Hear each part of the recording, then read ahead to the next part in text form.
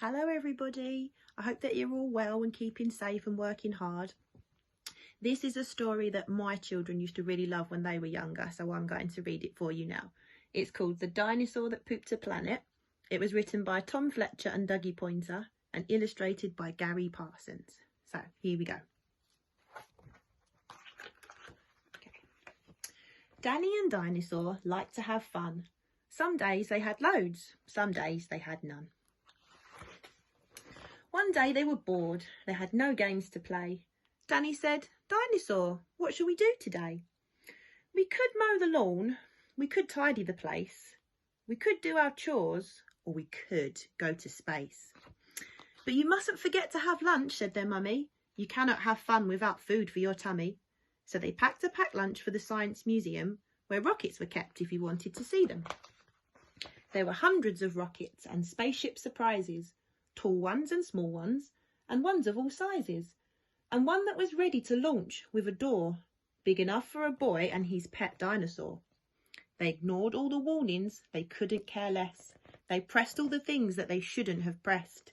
T-minus 5, 4, 3, 2, 1, ignition! They started their intergalactic space mission. They flew higher than houses and buildings and cranes, much higher than birds, even higher than planes.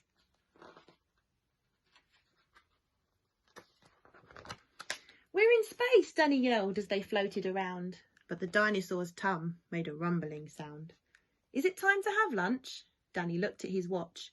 Then he looked all around for the dino's lunchbox. Danny started to worry, then started to panic. They'd left their packed lunches back home on their planet. With no food on board, not the smallest of crumbs, a disastrous dinosaur feast had begun. It gobbled up gadgets and gizmos galore. Nothing was safe from the space dinosaur. Robots and ray guns and blinking red blinkers, eating things thought up by NASA's great thinkers. The hyperdrive gamma reactor machine was swallowed along with the space tractor beam. It chewed and it chomped on the spaceship's controls. The rocket was dotted with dino tooth holes. Inside it was bare, the spaceship was empty. Outside there were more things to eat, there were plenty. It broke down the door with a cool ninja chop. Out in space, dinosaurs are much harder to stop. It chomped on the moon like a big chunk of cheese, then shoved even more in its mouth with a squeeze. It munched on the Martians from Mars and their cats. Their cats are like ours, but their cats wear cool hats. Satellite Saturn and 6 supernovas, shape-shifting saucers and 7 space rovers. It guzzled 5 gallons of fuel from the tank, and Danny's jaw dropped as he watched what it drank. With a crunch and a crack and a nom nom nom nom, in one dino gulp, their rocket was gone. Now nothing was left. All Danny could see was a fat dinosaur where the rocket should be. And so they were stranded with no way back home, just Danny and Dino in space, all alone. Now Danny was crying. He cried and he cried. He cried and his tears filled his spacesuit inside.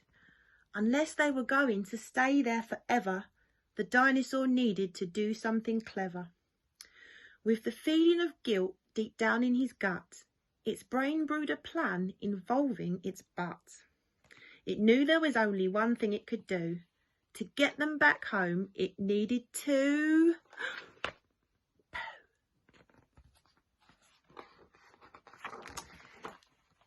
Like a poop-powered rocket, the dinosaur flew. Dan hopped on its back and he watched as it pooed. It pooped out the robots and ray guns and blinkers, the things NASA's thinkers had thought up were now stinkers. It pooped out the moon and it pooped out the stars. It pooped the space rovers and Martians from Mars. When Danny looked back, he could see a poop trail from far out in space to the dinosaur's tail. They headed for Earth and they started to orbit. It pooped on the clouds, but the clouds just absorbed it.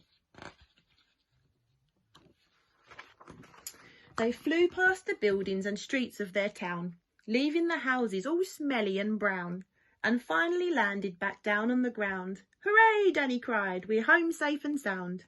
They looked to the sky, and the things that were pooed had formed a poop planet right next to the moon. And so Danny promised to listen to Mummy, because fun is not fun without food for your tummy. And just when you thought all the pooping was done, a Mars cat plopped out of the dinosaur's bum. So there you go. That is the story of the dinosaur that pooped a planet. I hope that you enjoyed it.